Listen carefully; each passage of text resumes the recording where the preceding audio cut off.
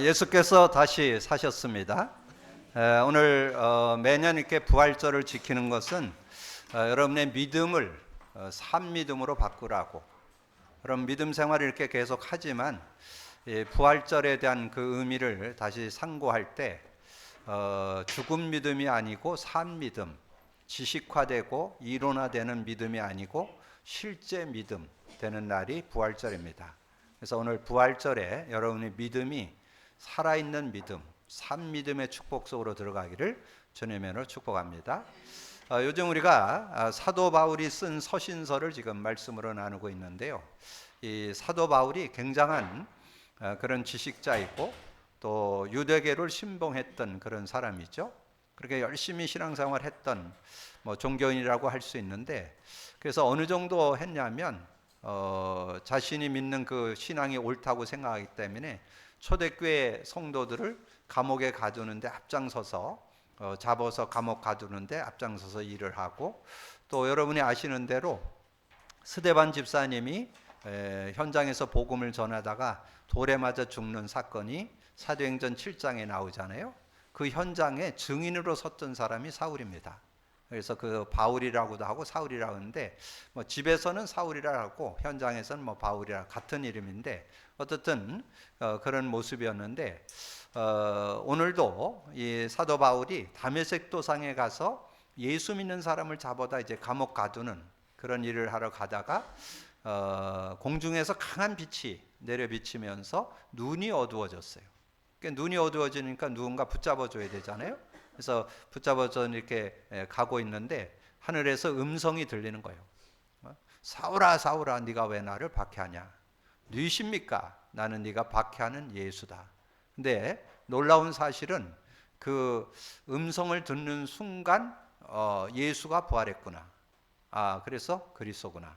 거기에 대한 답을 이렇게 얻게 되면서 단순한 게 아니라 완전 인생, 신앙, 터닝 포인트가 된 그런 현장이 사도행전 9장이죠.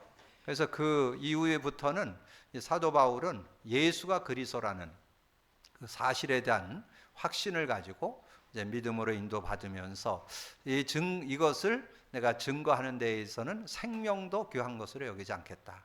그런 중심을 가지고, 그래서 때를 얻든지 못 얻든지 나는 예수가 그리스도라는 것을 증거하면서 살겠다. 그런 고백을 가지고 평생 이렇게 그리스도를 증거하는 그런 증인의 삶을 살았던 것을 말씀해 주면서, 그 사도 바울의 그 중심의 간증이 고린도전서 15장에 들어 있습니다. 그래서 예전에는 우리가 부활절에 고린도전서 15장 암송을 막 하고 또 암송 대회도 하고 그랬었는데, 거기에 중요한 그런 말씀이 거기에 아까 제가 묵상할 때 그 내용이 들어 있습니다. 17절에 보면 그리스도께서 다시 살아나신 일이 없으면 너희의 믿음도 헛되고 너희가 여전히 죄 가운데 있을 것이요. 우리의 믿음이 헛되다는 거. 예수님이 부활하심으로써 우리의 믿음이 산 믿음이 된다는 거죠. 그래서 오늘 부활절에, 근데 여러분 세상에서 예수가 이 땅에 오신 거에 대해서 아마 거부하는 사람은 없을걸요. 왜냐하면 예수가 AD 2024년 오늘 3월 30일 전에 오신 거는 다 인정하잖아요. 그래서 예수님이 역사의 주인공으로 오셨다. 그래서 예수님 태어난 거에 대해서 거부하는 분은 없을 거예요. 근데 그분이 그리스도라는 것을 믿는 것이 이제 기독교죠. 그래서 예수가 이 땅에 오셨는데 그분이 그리스도다. 근데 그분이 그리스도가 되기 위해서 죽고 부활하셔서 그리스도의 증거를 주셨다. 그래서 우리는 오늘 부활절에 확실한 그런 믿음을 갖고 인도받는 저와 여러분이 되어야 되겠습니다. 그래서 이제 그 예수님에 대한 그런 부활의 증거를 믿는 그 믿음을 가질 때 우리는 누구에게 귀를 기울여야 되겠어요? 예수님이 하신 말씀에 대한 부분을 우리가 잘 귀를 기울이고 그 믿음을 갖고 우리가 인도받아야 되겠죠. 그래서 그 예수님이 이제 그 부활에 대한 그런 사건을 설명해 주기 위해서 한 가정을 들어서 이렇게 인도받았던 것을 설명해 주는데, 그게 요한복음 11장이에요. 특별히 예수님하고 가깝게 지내던 마리아와 마르다, 그의 오라비 나사로, 아주 친분을 이렇게 가까이 지내면서 늘 이렇게 식사도 같이 하고 교제도 하고 또 어려울 때 가서 도와도 주고 이렇게 하면서 교제하고 살았는데 어느 날 그 오라비 나사로가 병들었다 그랬는데 예수님이 안 가시는 거예요. 그거는 그래도 좀 뭐 바쁘시니까 그런 거보다 했는데 죽었다고 그러면 대부분 가잖아요. 그 나사로가 죽었다는 소식을 듣고도 안 가셔. 그러더니 하루, 이틀, 사흘, 나흘 됐을 때 가셨어요. 그래서 나흘 돼서 가가지고 이제 그 마르다하고 대화하는 내용이 요한복음 11장 17절부터 나옵니다. 예수께서 와서 보시니 나사로가 무덤에 있는지라 이미 나흘이라. 베다니는 예루살렘에서 가깝기에 한 오리쯤 되매 많은 유대인이 마르다와 마리아에게 그 오라비의 일로 위문하러 왔더니 마르다는 예수께 오신다는 말을 듣고 곧 나가 맞이하되 마리아는 집에 앉았더라. 마르다가 예수께 여짜오되 주께서 여기 계셨더라면 내 오라버니가 죽지 아니하였겠나이다.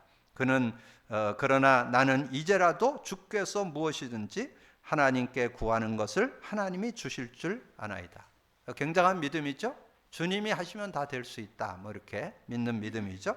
예수께서 이르시되 내 오라비가 다시 살아나리라.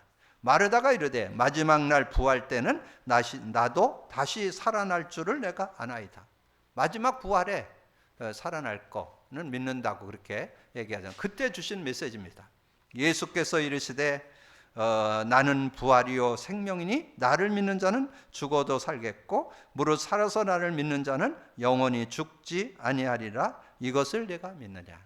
그러니까 예수님이 지금 이제 마르다하고 대화를 하면서 자신이 생명, 성령, 그 영생 주시는 분인 것을 이렇게 설명하는 그런 내용이 나오죠. 나는 부활이요 생명이니 나를 믿는 자는 영원히 살겠고 살아서 믿는 자는 영원히 죽지 않는 그런 축복이 들어있다. 영생 얻을 것을 말씀하는 거죠.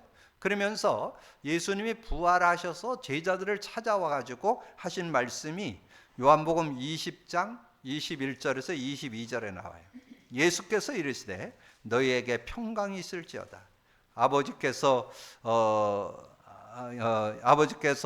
나를 보내신 것 같이 나도 너희를 보내노라. 이 말씀을 하시고 그들을 향하사 숨을 내쉬며 이르시되 성령을 받으라. 그러니까 예수님이 말씀하셨죠. 내가 가는 게 유익하다. 내가 가면 보혜사 성령을 주시겠다는데 이제 예수님이 부활하셔서 이제 성령을 선물로 주고 이제 성령과 함께 사는. 그러면 예수 믿을 때 오는 축복이 뭐예요? 생명 곧 성령을 소유하는 거잖아요. 그걸 합해서 뭐라 그래요? 생령. 원래 인간이 창조됐을 때 생명을 주어서 우리를 에덴의 축복을 누리게 했었는데 그 생명을 잃어버렸죠. 근데 그 생명을 언제 예수님이 영생 성령을 선물로 주어서 그것을 회복시키는 그런 축복을 주신다는 것을 말씀해 주는 거죠. 자, 그러면서 예수님께서 40일 동안 집중적으로 말씀한 게 있습니다. 그러면 중요하다는 거죠. 예수님의 공생애를 마무리하는 그 시점에서 중요한 그 40일 동안 말씀했는데 하나님의 나라의 일을 설명을 했습니다. 그게 사도행전 1장 3절입니다. 예수님께서 그렇게 말씀했죠. 그가 고난받으신 후에 또한 그들에게 확실한 많은 증거로 친히 살아계심을 나타내사 40일 동안 그들에게 보이시며 하나님 나라의 일을 말씀하시니라. 그러면서 사도와 함께 모이사 너희는 예루살렘 떠나지 말고 내게 들은가 아버지의 약속 기다리라. 그 성령을 기다리라는 얘기죠. 그러면서 오직 성령이 너에게 임하면 너희가 권능을 받을 것이다. 그래서 예루살렘 온 유대 사마리아 땅끝까지로 내 증인이 되리라. 그래서 그래서 우리가 공부도 좀 해야 된다 그랬죠. 그 권능 속에 뭐가 들어있다고요? 권세와 능력. 그 권세는 하나님 나라가 들어있는 거고 능력은 성령의 능력을 갖고 여러분의 힘으로는 세상 못 살고 성령을 가지고 산다는 것을 말씀해 주는 거죠. 그렇다면 오늘 여러분 부활절에 믿음을 가져야 되는데 뭘 믿어야 되겠어요? 예수님이 부활하셔서 그리스도가 되셨다는 거. 그거를 우리가 다시 한번 확증하는 그런 날이 되어야 되겠고, 그리고 주님이 40일 동안 부탁했던 그 내용을 우리는 간과하기 쉬워요. 이 세상을 살아가면서 우리는 하나님 나라를 누려야 되는데 하나님 나라를 자꾸 놓쳐요. 하나님 나라를 누리려면 여러분이 정말 그 믿음을 가지고 그리스도를 붙잡을 때 하나님 나라가 임하는 거예요. 여러분 그리스도를 고백 선포할 때 성령이 역사하면 두 가지 일이 일어난다 그랬죠. 하나님 나라가 임하고 이 성령이 능력으로 역사한다. 그래서 그 축복을 그거를 주님이 이 세상을 살아가는데 꼭 필요하니까 여러분 삶에 자꾸 알게 모르게 흑암 권세에 속습니다. 왜냐하면 이 세상은 이 사단 나라가 임금돼서 신돼서 공중권세를 잡고 완전 주인 되어서 이 세상을 좌지우지하고 있기 때문에 그 속에서 우리는 하나님 나라를 누리는 특권을 저와 여러분이 받았잖아요. 그래서 그걸 사용하라는 거죠. 그래서 우리 주님이 부활하셔서 마지막 부탁한 말씀을 여러분이 마음에 담아서 하나님 나라를 누리는 여러분 되기를 주님으로 축복합니다. 여러분 자신이 누려야 되고 가정의 하나님 나라가 누려지도록. 그래서 가정의 하나님 나라 누리는 거 마태복음 12장 22절에서 29절에 나와요. 자꾸 사소한 거 가지고 아주 뭐 큰 거 갖고 싸우지 않아요. 부부 싸움 뭘로 싸우냐? 아주 사소한 거. 그거 갖고 자꾸 싸워서 분쟁하고 다투고 그랬는데 근데 그걸 못 꺾어요. 그게 나중에 작은 그런 싸움이 나중에 그게 커지면 이혼까지도 갑니다. 근데 그 싸움의 배후에 누가 있느냐? 미스터 사탄이 있다라고 설명해 줍니다. 그래서 성령을 힘입어 귀신을 쫓아내는 것이면 하나님 나라가 임하였느냐. 28절에 말씀했죠. 그래서 여러분이 오늘 부활절에 믿음을 다시 한번 가져야 되는데 뭘 믿어야 되냐? 복음. 예수님이 말씀했잖아요. 생명 곧 성령.